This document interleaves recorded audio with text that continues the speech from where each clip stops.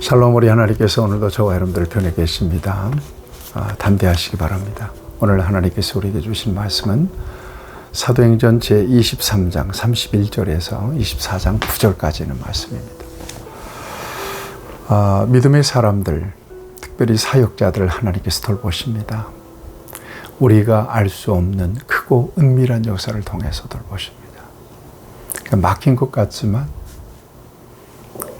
우리 주님께서는 열린 길을 열어놓습니다. 막막하게 끝이 난 것 같지만 아닙니다. 다시 일으켜 주셔서 여전히 믿음 안에서 하나님이 허락하신 사명을 감당하게 하십니다. 그러니까 목숨이 끝나는 순간까지 주님이 지켜주신다, 보호해 주신다. 저와 여러분들이 이 같은 확신 가운데 서야 될 것입니다. 위기가 있습니다. 막 그냥 끝장날 것 같은 그런 아주 급박한 상황도 있을 수 있습니다. 그렇지만 하나님의 드라마는 거기서 끝나지 않습니다. 바울의 경우를 보세요. 예루살렘에서 얼마나 큰 위기를 만났었습니까? 유대인들에게 있어서 그냥 거반 죽게 생겼는데 천부장이 동원돼서 그를 보호하지 않나. 그 다음에 천부장이 편지를 써서 이제 벨릭스 총독에게 바울을 보내면서 보병을 동원하고 뭐 기병을 동원하고 막 그러지 않습니까? 이걸 결코 그냥 우연이다 이렇게 우리는 보지 않습니다. 전도자를 보호하시는 하나님의 섭리로 보는 것입니다. 그래서 예루살렘에서 가이사랴까지는 한 100km 정도 되는데 보병에 이렇게 둘러싸여서 또 기병의 보호를 받으며 가이사랴까지 왔습니다. 드디어 벨릭스를 만났습니다. 총독을 만났습니다. 총독이 몇 가지 신문을 하죠. 그리고 헤롯 궁에서 바울을 지키도록 그렇게 합니다. 자, 한 닷새 정도 지났을 때 예루살렘에서 대제사장 뭡니까? 이 아나니아가 장로들과 더불어서 가이사랴에 찾아옵니다. 벨릭스를 만나기 위해서. 이때 함께 했던 사람, 이때 앞세워왔던 사람이 바로 도둘로라고 하는 사람인데, 이 도둘로는 이방인 변호사입니다. 얼마나 말을 잘하는 사람이고요. 아부를 아주 잘하는 사람입니다. 이 사람 앞세워서 이제 바울을 고발하기 위해서 왔단 말이에요. 그래서 이제 벨릭스가 바울을 그들 앞에 세웁니다. 그러자 도둘로가 바울을 고발하기 시작하잖아요. 벨릭스를 먼저 죽여 세웁니다. 뭐라고 죽여 세웁니까? 이런 아부 좀 근지러울 정도입니다. 3절, 4절 말씀입니다. 벨릭스 각하여 우리가 당신을 힘입어 태평을 누리고 또 이 민족이 당신의 선견으로 말미암아 여러 가지로 개선되는 것을 우리가 어느 모양으로나 어느 곳에서나 크게 감사하나이다. 당신을 더 괴롭게 아니하려 하여 우리가 대강 여짜옵나니 관용하여 들으시기를 원하나이다. 벨릭스를 한껏 이렇게 죽여 세웁니다. 당신 때문에 우리가 태평성대를 누리고 있다. 당신이 이 아주 훌륭한 지도력을 발휘해서 우리가 지금 잘 살고 있는 줄 알고 있다. 그러면서 그를 높이 죽여 세웁니다.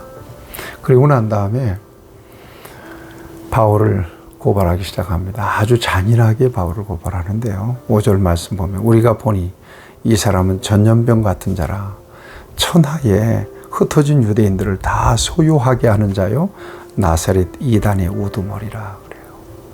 바이러스 같은 사람입니다. 전염병 같은 사람입니다. 이 사람만 만나면 전부 다 유대인들이 다 소동이 일어난다. 이 사람은 나사렛 이단이다. 우두머리다. 이렇게 벨릭스 앞에서 바울을 고발합니다. 그 훌륭한 언변으로, 탁월한 언변으로 바울을 이렇게 고발합니다. 그러니까 벨릭스는 힘껏 죽여 세워놓고 그리고는 그 앞에 있는 바울을 이렇게 고발하는 것입니다. 뿐만 아니라 6절에 보면 성전을 더럽혔다. 온갖 죄목들을 뒤집어 씌워서 바울을 고발하는 것입니다. 그리고 8절에 보면 당신이 진심을 우리가 고발하는 이 모든 일을 아실 수 있나이다. 유대인들도 이에 참가하여 이 말이 옳다 주장하니라 그랬거든요. 한번 신문해 보세요. 이 사람 바로 그런 사람입니다. 그러면서 막 더둘러가 떠드니까 함께 온 유대인들은 장단을 맞춰줍니다. 그러니까 여러분 벨릭스라고 하는 사람이 어느 쪽으로 기울겠습니까? 자, 이런 상황입니다. 그러니까 참 절박한 상황이에요. 바울에게는 누구도 없습니다. 바울을 두둔하고 바울을 변호할 사람은 아무도 없습니다. 그런데 여러분 이 상황이 어떻게 흘러갈지 이제 두고 보겠습니다만은, 또 묵상해 보겠습니다만은, 여러분 이런 상황 속에서라도 우리 하나님께서 바울 편에 계셔서 그를 변호하시고 그에게 담대한 믿음을 주십니다. 그리고 그 안에 있는 복음을 그 같은 엄격한 상황 속에서, 아주 불리한 상황 속에서 복음을 선포합니다. 여러분 누가 꺾을 수 있겠습니까?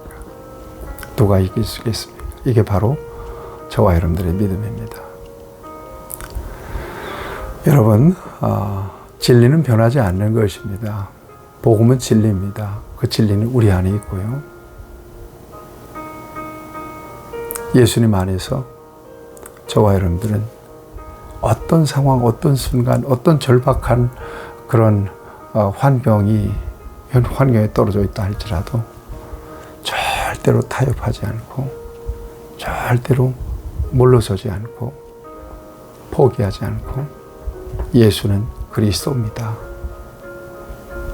나는 그분을 믿습니다. 라고 하는 분명한 신앙과 고백을 가지고 맞서게 되는 거죠. 진리이기 때문에 그렇습니다. 그러니까 복음은 절대적 가치지 상대적인 게 아닙니다. 복음은 생명이지 어떤 인문학이나 철학 같은 게 아닙니다. 생명입니다. 놓치면 끝장이에요. 그러니까 저와 여러분들이 마지막까지 복음으로 승부하는 것입니다. 여러분 그 같은 승부에 성령님이 도우세요. 넉넉하게 이길 수 있도록 역사해 주심을 믿습니다. 어려움 중에도 성도는 믿음을 지켜내는 것입니다. 그 믿음 위에 놀라운 하나님의 승리와 상급이 있을 것입니다. 여러분 힘을 내시길 축복합니다. 은혜로우신 아버지, 우리에게 주신 믿음을 마지막 순간까지 잘 지켜낼 수 있도록 은혜 주시고, 주님 앞에 서는 순간까지 정금 같은 믿음으로 충성하다가 영광스럽게 주님 앞에 설 수 있도록 우리를 인도해 주시옵소서. 예수님의 이름으로 기도하옵나이다. 아멘. 여러분들 승리하시기를 축복합니다.